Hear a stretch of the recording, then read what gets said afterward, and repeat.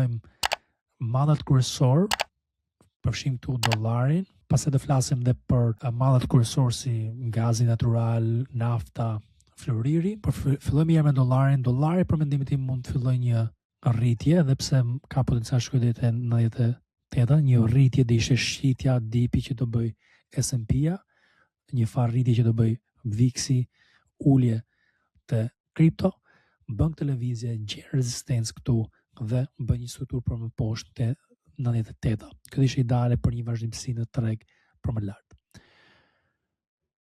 Kemi bondin 10 vjeçar që duhet ta diskutojmë patjetër, sepse kjo përfshin rrezikun e tregut ose rrezikun që duan të marrin tregtarët. Po shikojmë tani një rritje këtu mbas një head and shoulder pattern, inverted head and shoulder, që është koka dhe dy shpatullat dhe mund vazhdoj për lart.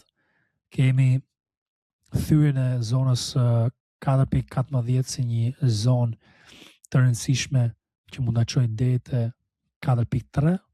Kjo lëvizje deri te 4.3 na sjell atë ulje te S&P dhe te Nasdaq-u, të ato zona që unë kam përmendur te analiza e aksioneve. Edhe lidhet çdo gjë bashkë që kam përmendur. Po që nuk ndodh ajo dhe vazhdojmë të ulemi te zona nën 4%, atëherë do vazhdojmë edhe më lart. Kjo është situata, rotacione që po bëhen. Po mundohem të lexoj psikologjinë e tregtarëve të tjerë. A kërkojnë siguri, a kërkojnë rrezik, do të marrin përsipër rrezik. Rreziku kuptohet që janë në aksione dhe në kripto, siguria te bondet dhe te dollari. Kemi dhe floririn që ka pasur rezistenca 1 herë, 2 herë, 3 herë te kjo zona 4.2000 dhe po duket se do të shkojë deri te 4000 prap për të ndërtuar një riakumulim aty dhe për të ndërtuar një strukturë më të mirë për më lart, një strukturë akumuluese nga institucionet. Dhe silver po duket sikur do bëj një ulje për më poshtë. Kemi zonën 54, kemi dhe zonën 52 për një support, po bën një higher high, pastaj me patjetër duhet bëj një higher low për të vazhduar valën për lart dhe është për të parë se ku ta bëj atë lëvizje. Kemi naftën, US oil, që po duket shumë mirë këtu për një lëvizje për më lart, ka thyer strukturën, ka thyer këtë vizën e trendit, dhe unë mendoj që mund të shkojmë deri te 61-62, gjen ndonjë rezistencë aty, ndonjë dip të vogël dhe pastaj kemi deri te 66 që do japë një profit diku te 10% nga ky momenti. Unë kam hapur një pozicion shumë të vogël këtu për këtë lëvizje deri te kjo zona 66, dhe ishte ideale për mua.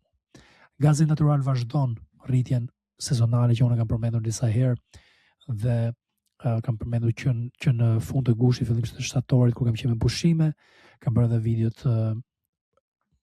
e podcastit atëherë dhe kemi parë që vazhdon këtë rritje dhe ka pasur një rritje diku te 80%, që është shumë e mirë, po unë personalisht nuk e kam tregtuar dhe ndonjëherë nuk i tregtoj madhrat ose sektorit ose futures në këtë rast të këtyre madhrat kryesor. Të tjerë nuk po i muloj, nuk mendoj që vlen për momentin për të analizuar psikologjinë e tregut. Si përmbledhje, çdo gjë lidhet me situatën e normave të interesit këtë javë. Do marrim rrezik tregtarët apo do shikojmë për siguri. Kjo është balanci që po krijohet tani dhe do merret vendimi final, mendoj, këtë javë. Duhet të merret me patjetër, por është për të parë. Për ju që keni dëshirë të mësoni më shumë mbi tregtimin, kemi disa variante për ju. Kemi Telegrami që është falas, kemi Discordi që është vetëm 15 pound e muaj dhe shikoni analizat e mia ditore aty, listin, watch listin tim, çfarë po shikoj unë sot për të tregtuar. Nuk po jap sinjale aty, po jap listën time që unë po vëzhgoj për sot, edhe janë të seleksionuara, nuk janë 200 ide, po mund të jenë 2, 3, 5 ide në ditë që unë mund të ndaj në tregun e kriptos, aksioneve dhe madhërve, më shumë të metalet e çmura. Mund të hyni te Discordi dhe të bëni pjesë vetëm për 15 pound në muaj. Keni dhe një pjesë tjetër të Discordit që është me trajnim dhe shikoni çdo lëvizje që bëj unë me transparencë totale.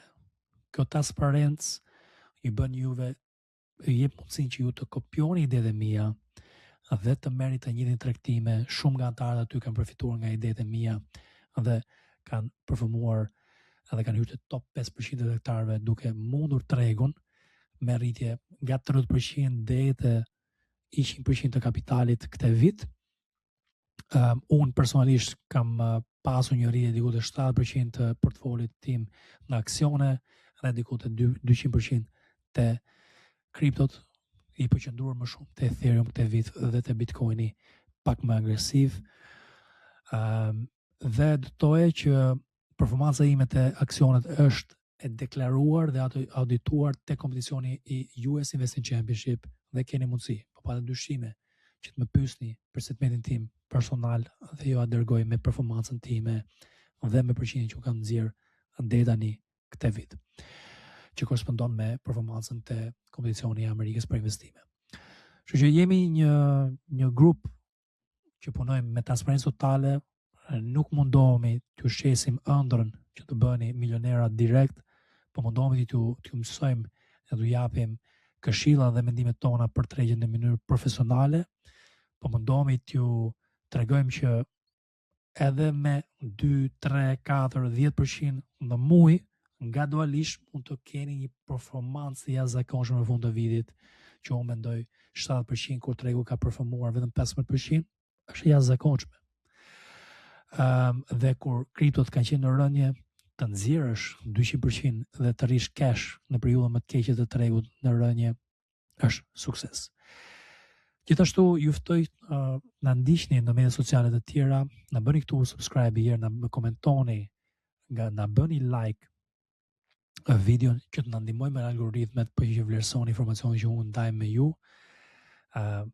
Edhe gjithashtu na ndiqni në Instagram, në TikTok. Në TikTok ndonjëherë dal live dhe diskutoj me ju dhe marr pyetjet dhe ja përgjigje. Kaq kisha për sot, shpresoj të ke qenë një video informuese, një episod informues për ju dhe shihemi javës